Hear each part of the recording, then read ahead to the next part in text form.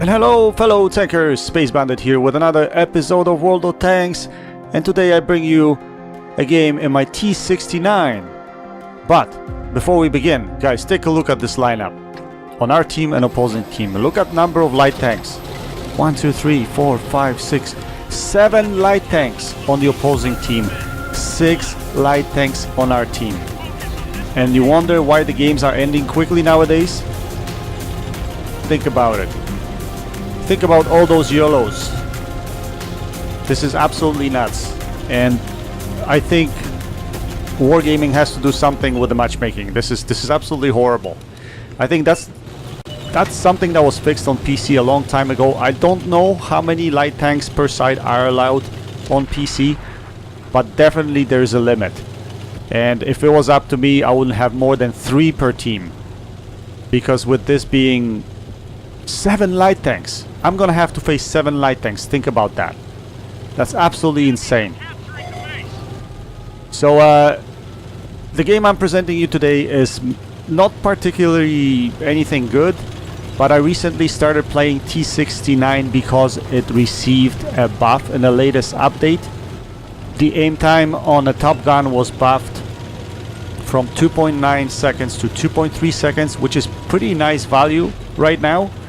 And the standard penetration was buffed from 173 to 181, with heat shells being premium shells still remaining at 250 millimeters. So yeah, these slight buffs were good for this tank, although I gotta tell you, it's not enough. And if you see my loadout, I actually carry a lot of heat rounds, because this tank, for whatever reason, gets drawn mostly in tier 10 matches. I don't know why. This matchmaking for this tank is absolutely horrifying, but in this game actually I got a very good matchmaking and we managed to put out a really nice game. It was I mean, nothing fantastic, but pretty good game and very close finish. But in reality, what I want to focus on here in this replay is the fact that matchmaking that we currently have is contributing to those quick games. And I remember when I started World of Tanks 4 years ago, and I've been in the game about 4 years now. Usually the games were long, like I'm telling you, the games were like 10, 12, 13 minutes long. Almost went the full distance, right? But nowadays it seems like 4 minutes and the game is over. And the main, see, look at that.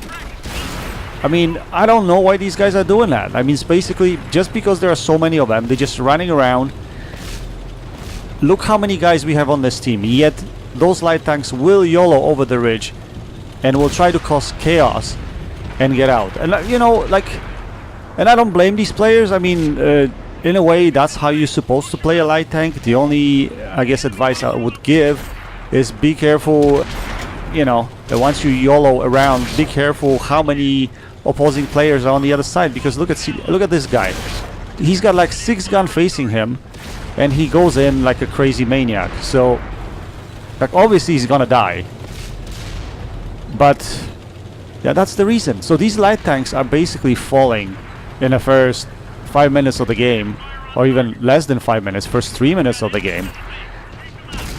And then basically, actually playing without light tanks on your team is really difficult, because you lose all your eyes. Like, you lose most of your eyes on your team. So then later on, if you need to clutch it, if we need to win the game, the light tanks are not there to spot for us. So that's the sad part. Anyway, let's switch to the game now. So basically, we're trying to deal with this area as good as possible. I initially wanted to go down to 9 lane, but then it turned out to be a good decision. Initially, at the beginning of the game, I was upset at the team that nobody really went there, but then I noticed later on in the game that both IS-6 and the Super Pershing took that route. So if I ended up going against these guys, I would probably be dead, because T69 is not upfront brawler, guys. It doesn't have much armor. It can bounce here and there, but it doesn't bounce a lot of shots. You have to play this tank. You have to play this tank as a secondary support tank, right? Try to get your flank shots, because again, your penetration is not the best.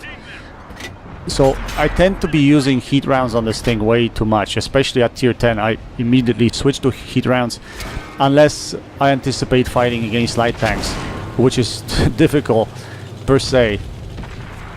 So the game is pretty close.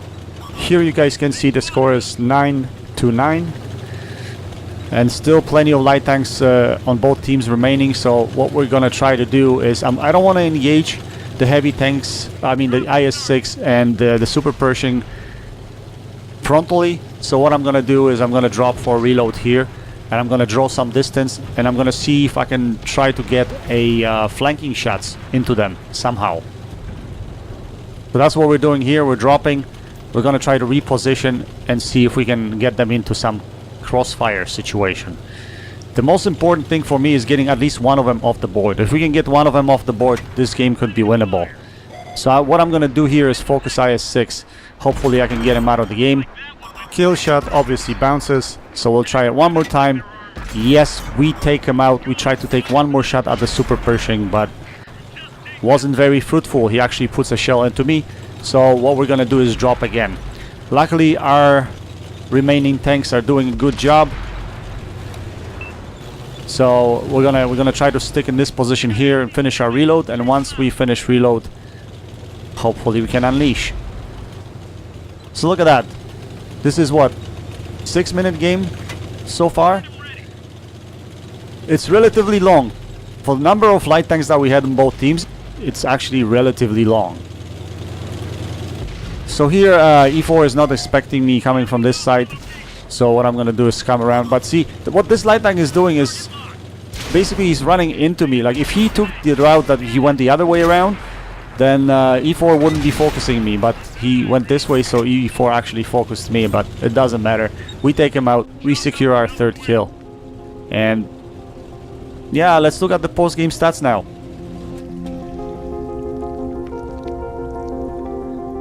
Again, guys, nothing amazing.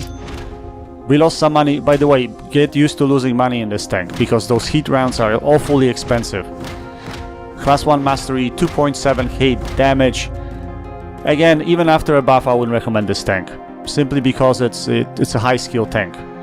And if you guys are interested in more about this tank, I actually have a feature. Some time ago I did a video. I had 3 replays in this tank and I talk extensively about it. So if you're interested, check out my older videos. It is there. Anyway, guys, I hope you enjoyed this video. Check out the guys in the description. Until next time, happy tanking. Space Bandit checking out.